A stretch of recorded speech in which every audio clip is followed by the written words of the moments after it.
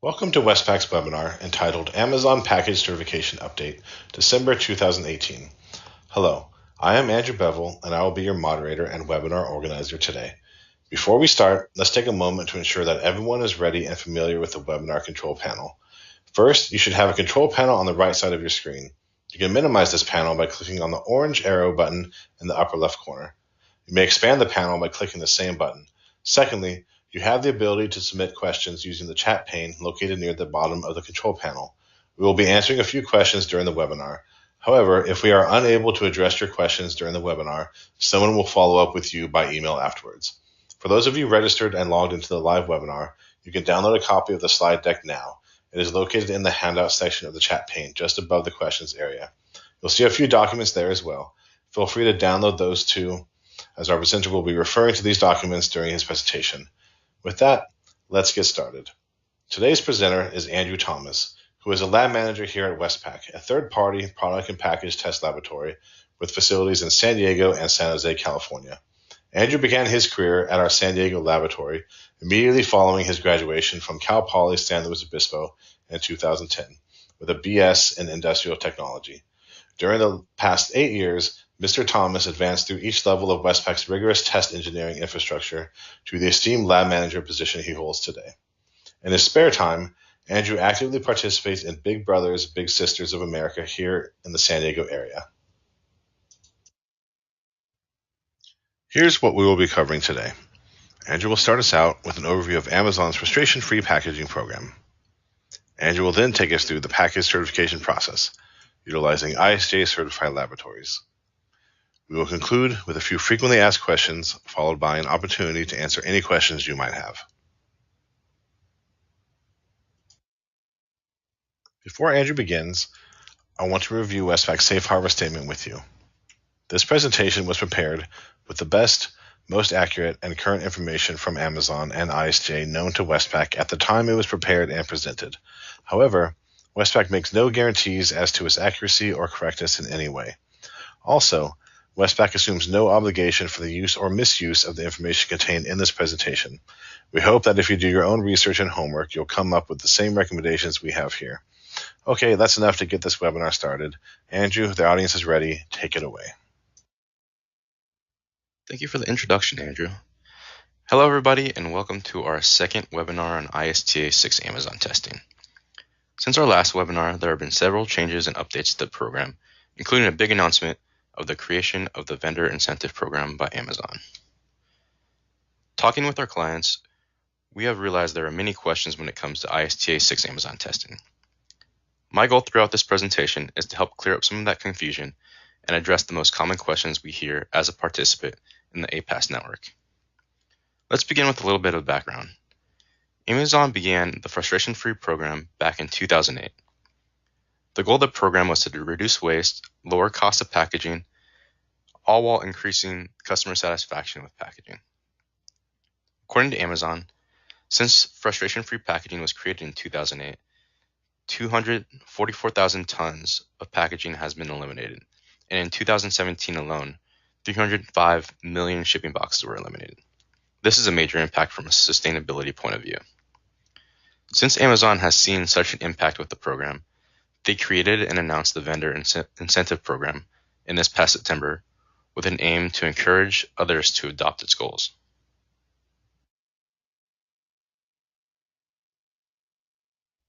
The announcement of the Vendor Incentive Program by Amazon was significant and will have an impact for vendors and sellers across the globe. So what does this announcement mean for you? If you're a vendor or seller that sells through Amazon's fulfillment program, your products may be required to be certified by Amazon's ISTA test procedure. Beginning August 1st, 2019, all items sold on Amazon that are larger than 18 by 18 by 8 or 20 pounds or more must be designed and certified as ready to ship. This also includes any packaged item with its longest side more than 18 inches, its shortest side more than 8 inches, or its median side more than 14 inches. There are 3 tiers within Amazon's ecosystem, which we'll go over in this webinar. Tier 1, FFP, or frustration-free packaging. Tier 2, SIOC, or ships in own container. And Tier 3, PFP, prep-free packaging. And don't worry, we'll have a slide at the end of this presentation with the definitions of all these acronyms.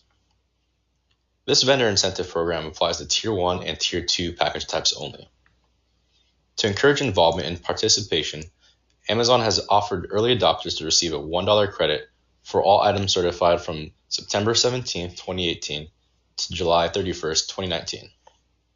To be eligible, the item must be received by Amazon's fulfillment program and certified by August 1, 2019. Most of what we'll cover today can be found in Amazon's Packaging Certification Guideline document. This document lists all the requirements and goes into details about what is required for certification. This, along with several other great resources, can be found on the About Amazon page in the Design section. I highly recommend visiting the site and exploring to gain a better understanding of the program and the requirements of Amazon's fulfillment process. As explained earlier, there are 3 certification tiers that are part of Amazon's frustration-free packaging program. Tier 1 is the highest and most environmentally friendly tier. Tier 1 must be designed with minimal packaging and all components must be able to be curbside recycled. The next level down, Tier 2 has some similarities with the requirements of Tier 1. Packages that do not meet the sustainability requirements of Tier 1 but still ship in its own packaging will fall under Tier 2. Both Tier 1 and Tier 2 do not require an overpack and must not require any additional prep by Amazon. Tier 3, on the other hand, ships in those standard brown smiling boxes you receive from Amazon. All tiers are required not to have any prep by Amazon and must ship with minimal damage and defect rates. In order to be certified, Tiers 1 and 2 must meet the requirements of ISTA SIOC test procedure, and Tier 3 must meet the requirements of the ISTA 6 Amazon Overbox test procedure. This graphic from the certification guideline document is a great visual to help understand the similarities and differences of each tier. The color-coded key on the right breaks down the different attributes of each of these tiers. We've received many questions from our clients asking what the benefit there is to obtaining certification. Amazon created these test standards in hopes to create a more sustainability-focused shipping process. By designing your packaging to meet the requirements, you'll inherently save costs on cutting down material and cut down on shipping air, which basically means your package is the right fit and not too bulky for your product. In addition to the benefits of reduced shipping and material costs, by certifying your items, you'll be able to be more confident that you'll see an undamaged product during ship it. By going through certification, you'll also avoid the $199 chargeback that Amazon will be starting in August of next year. So what are these certification tests that we've been referring to? Amazon worked together with the International Safe Transit Association, or ISTA, to develop 2 ISTA 6 Project Series tests. These tests were designed to simulate Amazon's distribution environment and include tests like drop, vibration, and leak testing for liquids. All of these tests were designed to be standardized and repeatable. As mentioned earlier, going through these tests will show the robustness of your packaging and increase your confidence that the product will arrive to your customer undamaged. The type of damage allowed is determined by the vendor and must have the customer in mind when defining what, if any, damage is acceptable. There are many different variables that will decide what test inputs your package will see for certification testing. As mentioned earlier, the SIOC test standard covers Tier 1 FFP and Tier 2 SIOC package types. Within this test standard, there are different package classification types used to determine what test your package will go through.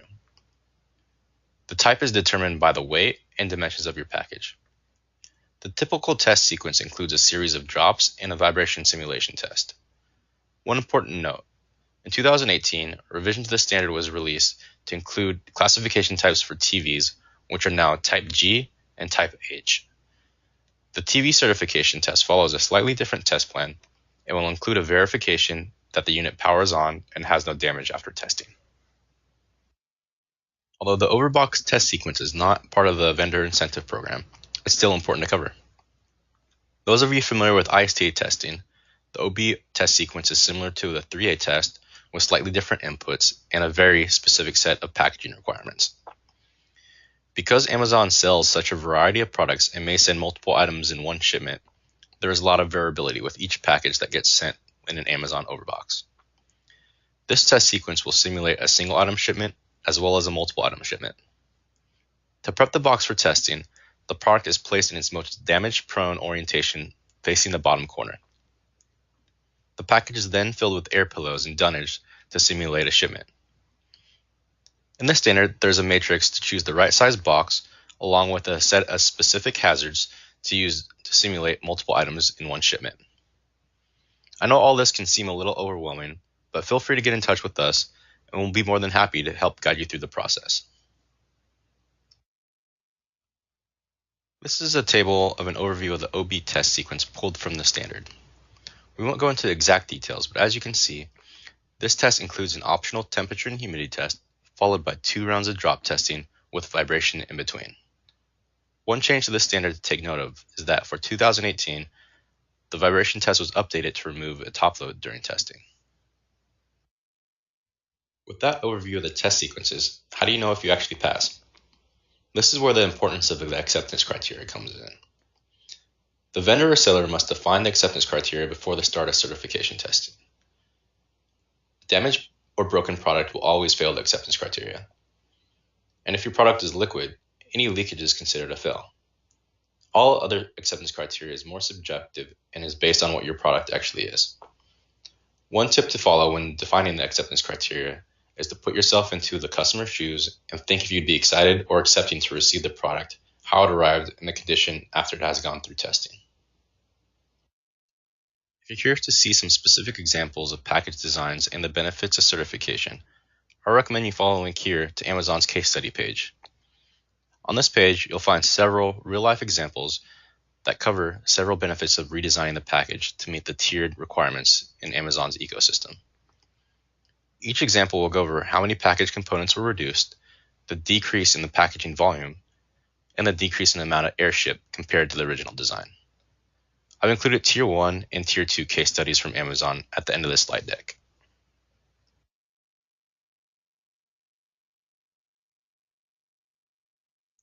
This flowchart provided by Amazon covers the certification process from start to finish. We'll be covering this process and going into details in the coming slides. As a participant in APAS, I want to provide a little bit of details into what it is. APAS stands for Amazon Packaging Support and Supplier Network. It's a mouthful, but basically APAS is a network of third-party facilities trained and approved by Amazon to conduct testing and certification. On top of our ISTA certification, Westpak is part of a limited group of about 30 participants to be trained by Amazon specifically for the purpose of certification. The APAS network was created to help sellers, vendors, and manufacturers certify their products in the Amazon network. The group of APAS participants are considered to be experts in the field and were able to be trained and get direct information from Amazon. This allows us to pass along our knowledge and help our clients through the certification process. I mentioned ISTA certification earlier. For those of you not familiar with ISTA, it's an organization focused on specific concerns of transportation packaging. ISTA has created several different test standards to address specific concerns and potential issues that occur during the distribution environment. There are many labs throughout the country that are ISTA certified, including Westpak. You can use the link here to find an ISTA certified lab in your area. One thing to note, ISTA certification differs from APAS because not all ISTA labs are participants in APAS. You can think of APAS as an added bonus to the ISTA certification when it comes to Amazon certification testing. Working with an APAS participant allows you to have greater confidence that the engineers conducting your test are trained and knowledgeable in the ISTA 6 Amazon test standards.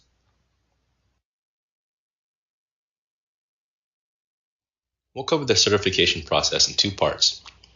To begin, you should have received a notice from Amazon if your product falls under the new requirements. From your vendor portfolio, you'd select your untested ASIN and find a lab to perform testing. If all goes well and you pass on your first shot, congrats. You then want to upload your certification in Vendor Central and enroll your ASIN. If things don't go so well and you fail testing, you need to make some changes to your packaging. This is where the expertise of an APAS participant comes in. We would work with you to test your design changes and help guide you through the retesting process. The goal would be to create a more robust package that is able to pass testing according to the standard and prevent product damage. When your design change passes, you would then be certified and ready to ship. The second part of certification occurs when you begin selling and shipping your product. Your certified product is classified as either Tier 1 or Tier 2. During shipment, Amazon uses a machine learning damage monitor to determine if your product is seeing damage or not meeting the customer's expectations when it arrives at their doorstep. If the damage monitor triggers, your product will become decertified and will need to go through certification testing again to show that it can withstand the simulated hazards in the test standard. This was a high-level overview of the certification process. We've helped our clients throughout this process and welcome the opportunity to work with you as well. Here at Westpak, not only are we an ISTA Certified Lab and participant in the APAS network, we have over 30 years of testing experience and are the experts in what we do. We have the flexibility to work with several of your designs and find out which performs the best. We are employee-owned and have motivated a team that will go the extra mile to help provide solutions. To begin the certification process, you can follow the link on this slide to our contact page and fill out a short questionnaire. One of our team members will be in touch with you within 24 hours. When you're ready to begin testing, you would then send us new and undamaged samples for certification. At the conclusion of the test, Westpak will provide a test report and certification document if your product passes. This document will then be submitted to Amazon, as mentioned earlier. After you obtain certification, we recommend a few tips to maintain it. Any changes to the packaging, like the construction or material, will need to go through recertification. The same goes for changes to the product. If you're observing damage during shipment, your product will more than likely be flagged and decertified. When this happens, it's time to rethink the packaging and recertify. Recently, Amazon announced that it will begin to accept secondary ASIN certifications that will fall under our primary ASIN. What this means is that if you have multiple ASINs for similar products, they may be able to be certified under one primary certification. An example of this would be if your product has multiple different colors, scents, sizes, or weights, but uses the same packaging, then they would be able to group under one single certification. This means the primary ASIN will go through certification testing, and all secondary ASINs will be covered as long as they meet a set of specific requirements set forth by Amazon. The requirements will be sent out soon, but if you believe you fall under this requirement, we can help guide you through the form factor certification. Earlier this year, we did our first webinar on ISTA 6 Amazon package testing. A link is provided on this page, and we went over a few different topics that were covered in this webinar. These topics include how to pass testing for the first time, some failure avoidance strategies, and common failure modes. I wanted to go over a few of the most common questions we receive. The first is, what is the sample size requirement for testing? This will vary depending on if you're testing to the OB or SIOC test standard. For the SIOC test standard, a minimum of one sample is required. For the OB test standard, there's a matrix in the actual standard and will vary anywhere from 2 to 5 samples depending on if your product is fragile or if it weighs more or less than 15 pounds. One question that we get pretty frequently is, if the package is damaged and does not look appealing to the customer, but the product itself is not damaged and still functional, is it considered a pass? This is where defining a clear acceptance criteria in the beginning of tests really helps. It really will depend on your product and package too. For example, if you're sending a bottle of toothpaste, will it really matter if the package is damaged? Probably not, but it might. If you're sending a collectible, on the other hand, and the package is part of the product, it will definitely make an impact and the customer will probably be unhappy and will return the product. So in that case, it would be a fail. So what happens if my package fails certification testing? If your product gets damaged or the packaging doesn't meet the acceptance criteria defined before the test, it's considered a failure. We get this question pretty frequently and have actually helped multiple clients through failures. The first step to take when a failure occurs is to conduct a root cause analysis and determine where the packaging can be improved. The next step would be to redesign the package and retest. You'd repeat this process until you're able to meet your acceptance criteria. This is an area Westpak excels at and can help guide you along the way.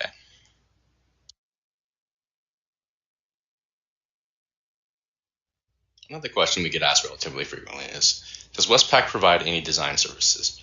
Unfortunately, at this time, we do not provide any package design services. We do, however, work with several preferred designers and can help refer you to them. Another question we get asked throughout all industries we do testing for is, what is our lead time? Our lead time can vary, but it's typically within 3 to 5 days. We're very understanding if you need to start testing immediately and can work with you on your own schedule, as long as you help us out and tell us what deadlines you need to meet.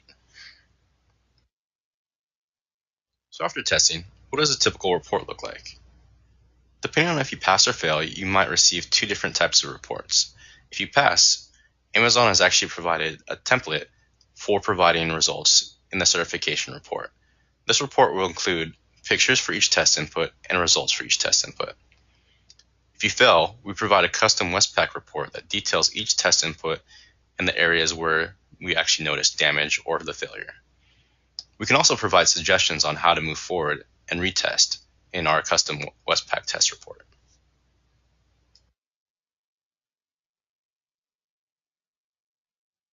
Another question we get asked relatively frequently is, can I see a test demonstration? The answer is yes.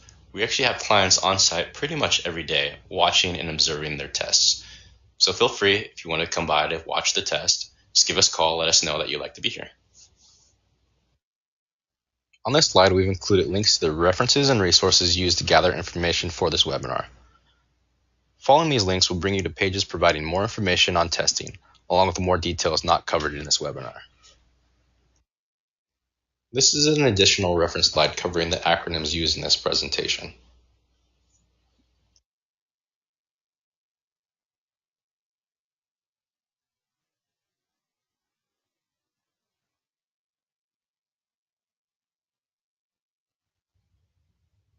Andrew, thank you for this fine presentation. Let's use the time remaining for questions. One of the first questions we have is, I understand that Amazon removed the top load vibration requirement. Can you please elaborate on this? Sure. First, I'd just like to clarify that the top load requirement was removed from the OB test standard and not the SIOC test standard. The reasoning behind this was Amazon was testing, or they realized they were testing their actual Amazon shipper and not the product. So the reason why it was removed is because the test was more geared towards testing the outer shipper, which Amazon has proven validation for, versus the actual product. Another question, if we submit our samples for testing and we do end up failing, who pays for the retest? Unfortunately, the cost of the retest and recertification would fall on to the tester or the seller or vendor. I know we'd all like Amazon to cover the cost of all of testing, but unfortunately that's just not the truth. Thank you. Another question that just came in. What leak test applies to the test? For the leak test, depending on if your product is liquid, the product would lie on its side for about 8 hours, I believe, and scan for leaks. If you'd like to listen to this webinar again, please go to Westpak's website at www.westpak.com. Under the Resources Webinar tab, the webinar materials will be uploaded within the next couple of days. Submit all test questions and quote requests to Westpak using the Contact Us link here or tab on our website. For your information, here's a short list of some of the packaging and material tests we offer at Westpak, and some of the reliability and life science related test services we perform. We will be sending you a short survey within a few minutes. Please take a moment to give us your input. We highly value your comments regarding today's webinar. You'll also have an opportunity to ask questions and suggest future webinar topics. Please contact us with any test questions, need for information, or when you're ready for a test quotation. Thank you all for attending. I am Andrew Bevel. Make it a great day.